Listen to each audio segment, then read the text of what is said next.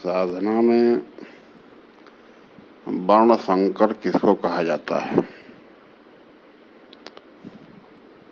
वर्ण माने आकृति। हमारा मनुष्य का आकृति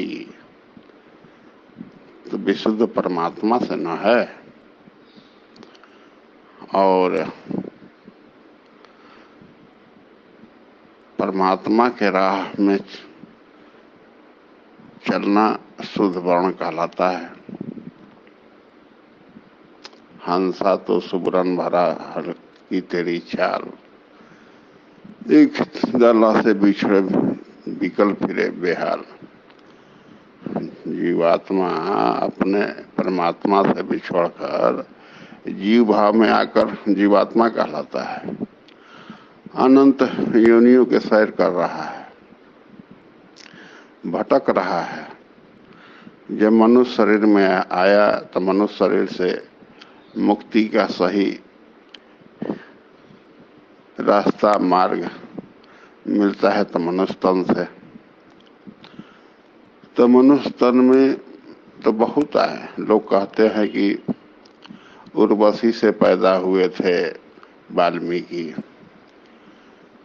मंचोदरी से पैदा हुए थे वेद व्यास, कबीर साहब भी लहर तालाब के किनारे फेंके मिले थे।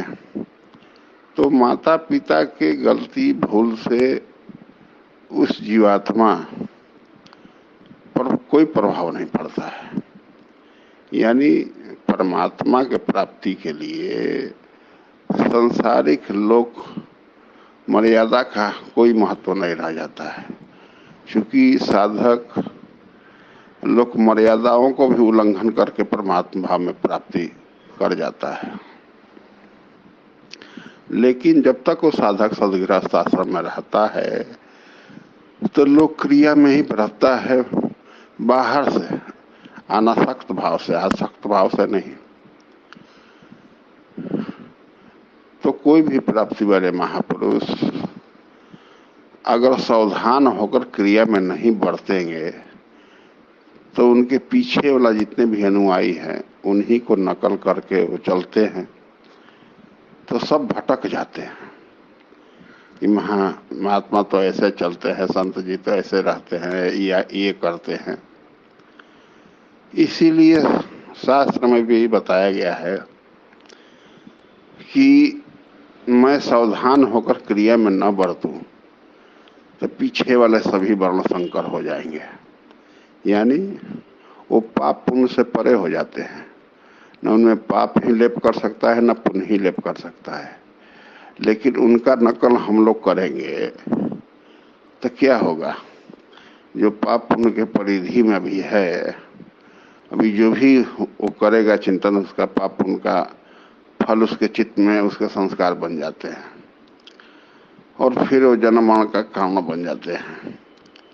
इसीलिए प्राप्ति वाले संत कहते हैं कि जो मैं उपदेश करता हूँ उसको अपने आचरण में ढालो, और जो मैं करता हूँ उसको देखकर तुम नकल करोगे तो अपने साधन सिरे से गिर जाओगे। यानी साधना में भ्रम पैदा हो जाना ही वर्ण संकर कहलाता है।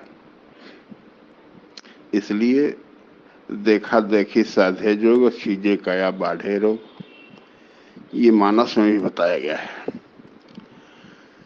कि इस पथ में देखा देखी नहीं चलता है। अगर साधक ही है, उच्च कोटि के साधक है, अगर छोटे साधक उसका नकल करके उसी का अनुसरण करने लगे तो बीए क्लास एमए क्लास का साधक है, आप पहला दूसरा नर्सरी क्लास के छात्र हैं, तो उनका भी नकल करके अपना भी क्लास छोड़ दिया और आगे वाला आईए बीए एमए वाला बुझाएगा ही नहीं। उसमें भी साधना में भ्रम पैदा हो जाता है, और भी भ्रम पैदा होकर वो भी वर्ण संकर हो जाते हैं। यानी साधना में भ्रम पैदा हो जाने से 1 इंच भी आगे नहीं बढ़ पाते हैं। इसलिए उच्च कोटि के संत महापुरुष या उच्च कोटि के संत जन महात्मा का नकल नहीं करना चाहिए। जैसा आपका चित्त बैलेंस है, जैसा आपका कर्म संस्कार है, उसी के अनुसार आपको अंदर बाहर से उपदेश करेंगे, उसी के अनुसार आपको अपने आचरण में बरतना पड़ता है। और बड़ों को नकल करके, संतों के नकल करके इस पथ में नहीं चला जा सकता है। नकल करने से ही लोग असल तत्व को पाने से वंचित रह जाते हैं। यानी वर्ण संकर उसे कहा जाता है जो साधना में भ्रम पैदा होकर अपने साधन छोड़कर और बड़ों को नकल करके भटक जाना ही वर्ण संकर है। इसीलिए महापुरुष भी कहते हैं कि जो तत्वदर्शी महापुरुष होते हैं या संत होते हैं, उनको भी ये मालूम है कि अगर मैं सावधान होकर क्रिया में न बरतूं तो पीछे वाले सभी वर्ण संकर हो जाते हैं। इसीलिए पीछे वालों को चलाने के लिए वो क्रिया में बरतते हैं। चूंकि कर्म करे या न करे वो दोनों से परे हो, फिर भी पीछे वालों को चलाने के लिए वो कर्म में बरतते हैं। अगर कर्म में न बरते तो पीछे वाले सब वर्ण संकर हो जाते हैं। तो मैं वर्ण संकर का कर्ता होने का भागी बन जाऊंगा। इसलिए महापुरुष भी संत भी पीछे वालों को चलाने के लिए क्रिया में बरतते हैं। चलकर ही जिसके गुण के सिखावे उसके करके दिखावे। यानी जो उपदेश करते हैं उसको क्रिया में अपनाकर पीछे वालों को चलाते हैं। और संत जन कोई भी प्राप्ति वाले हैं, क्रिया में बरत कर ही अपने पीछे वालों को चलाना चाहिए। नहीं तो भी वर्ण संकर के कर्ता बनाने वाले का भागी हो जाते हैं। हालांकि पापन उसमें भी नहीं लगता है, फिर भी एक दोष लग जाता है कि भाई उन्हीं के नकल करके मैं भटक गया। तो महापुरुष संत जैसा उपदेश करते हैं उसके अनुसार चलिए। वो क्या करते हैं, कैसे रहते हैं, कैसे चलते हैं, बैठते हैं, उनकी क्रियाकलाप क्या है, उनका नकल करिएगा तो आप भटक जाइएगा, क्योंकि वो पाप उनसे परे होते हैं। आशा करता हूं कि आप लोग वर्ण संकर का शुद्ध है व्याख्या के बारे में आप लोग समझ गए होंगे। वर्ण संकर का यही यथार्थ स्वरूप है कि साधना में भ्रम पैदा हो जाना, साधना से च्युत हो जाना वर्ण संकर कहलाता है। और सही मायने में संत सदगुरु को सानिध्य अपनाइए। जैसा आपका संस्कार होगा, जहां आप खड़े होंगे उसी के अनुसार आपको उपदेश करते हैं। अगर नहीं समझ में आता है तो सेवा करके प्रेम से प्रश्न करके जाना जा सकता है। अगर आप में कौआ के समान चेष्टा नहीं होगा, काग्र चेष्टा जिसके बारे में कहा गया ना, विद्यार्थी के 5 लक्षण, काग्र चेष्टा बकुच ध्यान स्वान इंद्रा तथैव च, अल्पहारी गृह त्यागी विद्यार्थी पंक्षर लक्षणम। तो इसी तरह से साधक के भी अंदर ये सब होना चाहिए। आप भी विद्यार्थी हैं, आप भी आत्म पथ के विद्यार्थी हैं।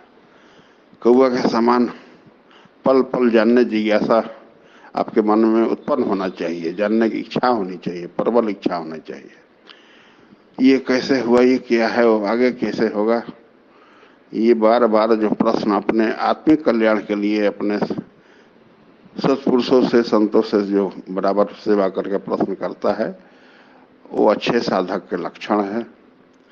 अगर केवल भाव विभोर होकर केवल सुने और समझ में नहीं आया और केवल अपने बुद्धि की अटकलबाजी लगाते रह जाने से भटक जाते हैं। बार बार मन में इच्छाएं, चेष्टाएं जागृत होना चाहिए साधना को समझने के लिए। और समझ अच्छी तरह समझकर वो कहते क्या है, उसका मतलब क्या है, वो समझकर तब आगे बढ़ना चाहिए। तब वो सीधे अपने शुद्ध वर्ण उसकी आत्मा है, अपने अंतःकरण में ही आत्मा स्थित परमात्मा को दिग्दर्शन करके निज स्वरूप को प्राप्ति कर लेता है। यही है वर्ण संकर का शुद्ध वास्तविक व्याख्या।